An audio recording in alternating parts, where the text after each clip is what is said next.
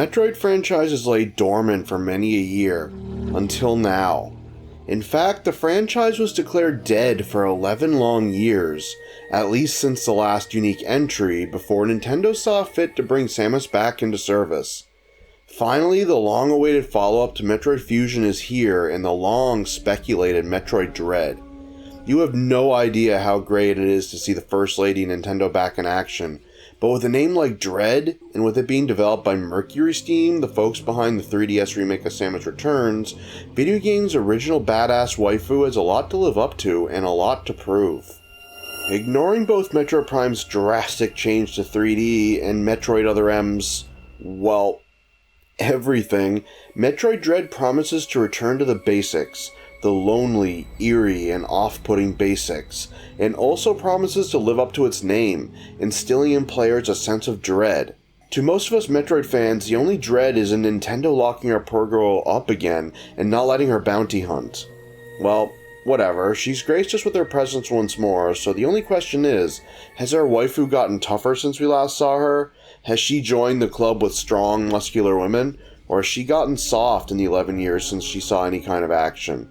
I'd say we get down to it and hunt up some answers.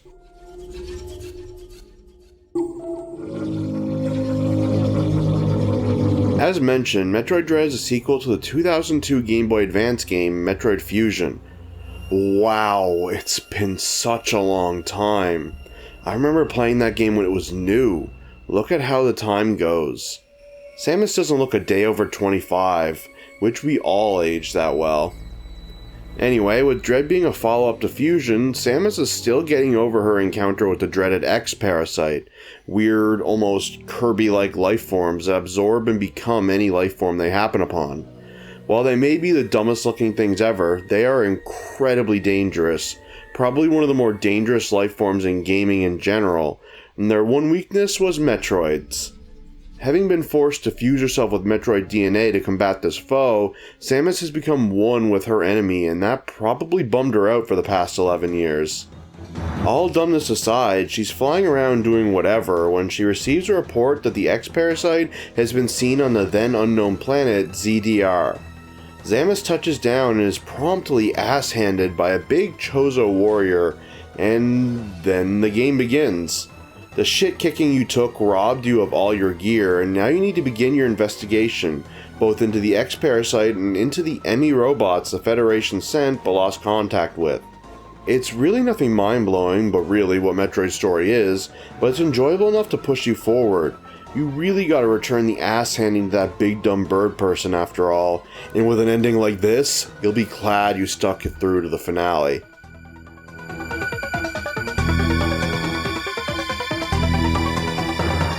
What can I say? Metroid Dread sure is a Metroid game, and it's what we've been asking for a long time now. Metroid Dread is a return to form. Playing from a completely 2.5D plane, you run around and explore the large, maze-like environment looking for clues on how to progress, which are typically pieces of Samus's gear or bosses. The game is incredibly straightforward. You run and jump around while blasting all baddies in sight as you keep an eye out for doors or other obstacles you can bypass with your current gear. Despite not changing since the Super Nintendo, it still remains a winning formula, just ask all the indie devs out there, but that doesn't mean that Samus has come here without any new toys. Carrying over from Mercury Steam's last Metroid project, Samus Returns, Samus is once again able to counter her foes like she was in a Team Ninja game or something. With the press of the melee button when an enemy flashes white, you'll promptly knock it on its ass, giving you the opportunity to place a few missiles or charge shots in there. For your average Joe, this is an instant kill, rewarding you with more missiles and health drops for your efforts, but for bosses, this is your ace in the hole when it comes to damage. It's woven into combat well, and it makes some encounters feel very frantic, adding something to watch out for other than just dodging attacks and such. Other than that, Samus has abilities tied to the Aeon gauge, returning from Samus Returns, that recovers when not in use while moving. These abilities are typically for avoiding combat altogether, but can be used for traversal purposes as well. To cap off Samus's standout new abilities, she can also slide, which is used to not only fit into tight spots without having to morph ball, but to also slide under some enemies, putting them at a disadvantage. This is all combined with Samus's old abilities, such as the Missile, Shine Spark, and Screw Attack, and make for a very full-featured moveset. It feels amazing zooming around the well-designed environments looking for spare energy tanks and missile upgrades, all while searching for the path to your next upgrade so you can repeat this process. This is Samus at her best ability-wise.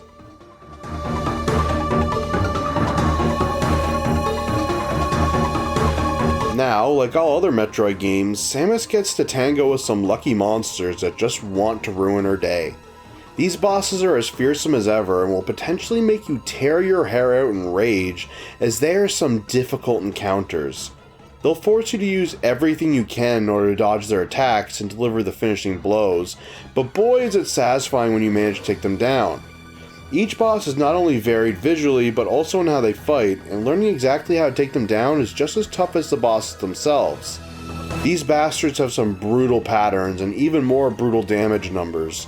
I watched a boss take 2 whole energy tanks from me in one hit. No joke. Another adversary that Samus will encounter are the much advertised Emmy robots, and these have to be one of the most deadly enemies in any game. These Emmy turn the zones they reside in into a stealth game and task you with traversing a dedicated space of the map while it's hunting you. These are where the Aeon abilities come into play, and you'll need them, as one touch on these things will put you in the most aggressive QTEs of all time, where you get 2 shots to nail it, or face sudden demise. This timing is incredibly tight, but to be fair, the game tells you this. You are supposed to avoid them, not be a big action hero and counter them perfectly. They'll not only track you by sight, but also by sound, so you need to be extremely careful in their presence. In order to destroy these sons of bitches, you'll need to find your way to the core of the Emmy zones and destroy it, absorb its power, and power up Samus's arm cannon. This will then put you in one of the most tense gaming moments of all time, where you need to plant Samus's toned ass down and shoot the thing in the head until its plating is destroyed before delivering the finishing charge blast. It is one of the most anxiety-inducing moments in gaming ever, and while the Emmy bosses have problems, this moment does not. These Emmy encounters will be something I'll remember for all time.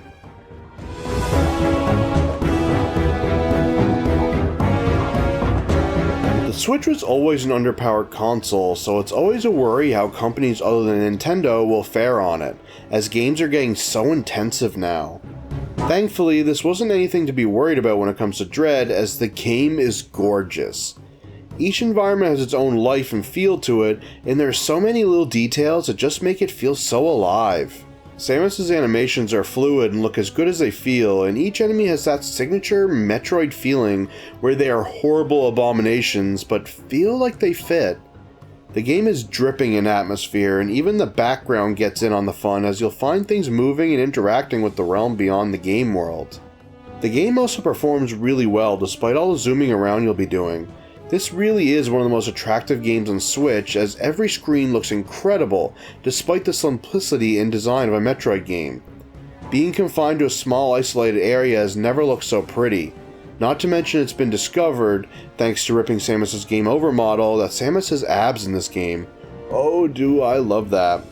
On the audio side of things, the game is quite atmospheric, but I never really noticed much more than that. The music in Metroid has always been great, but outside of Prime, I always found the music to be more for setting the mood rather than taking the spotlight, and here it is much of the same. It still sounds great, however, and the soundscape really helps cement the Emmys as the most terrifying things ever.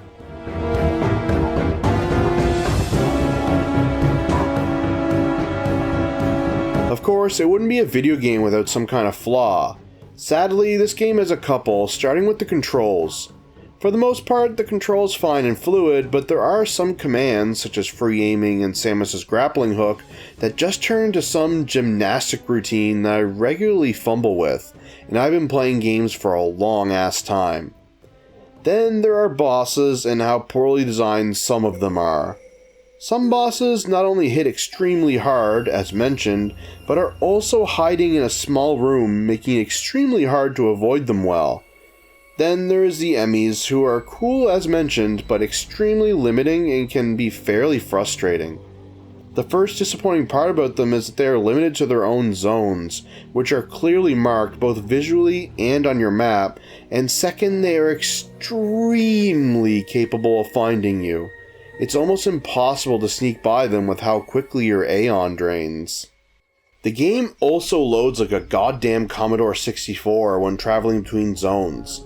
Thankfully, there is no loading once you are loaded into a zone, making it annoying but not a big issue. Lastly, the game is just incredibly linear. Now, personally, I think this is fine as it does cut back on getting lost and it just saves time instead of really affecting design of the game. But it is there as the path forward is often nearby once you unlock an ability or you might have a teleporter handy. Overall, they are small issues when compared to all the game does right, but they do exist.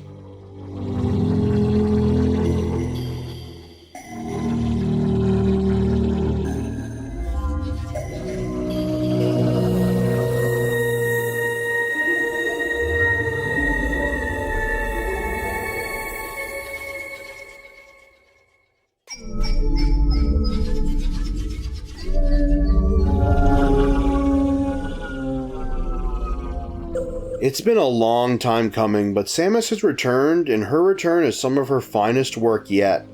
Metroid Dread is the exact example of how high-end 3D visuals can enhance the design of a traditional Metroid game, and it works wonders as the game is not only beautiful, it's also incredibly fluid and fun. The atmosphere is thick, and you can cut the tension with a knife every time you enter Emmy's domain.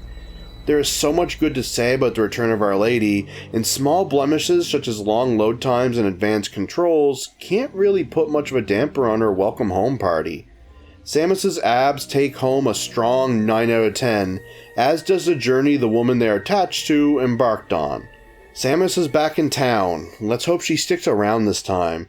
No more disappearing for 11 years, you hear?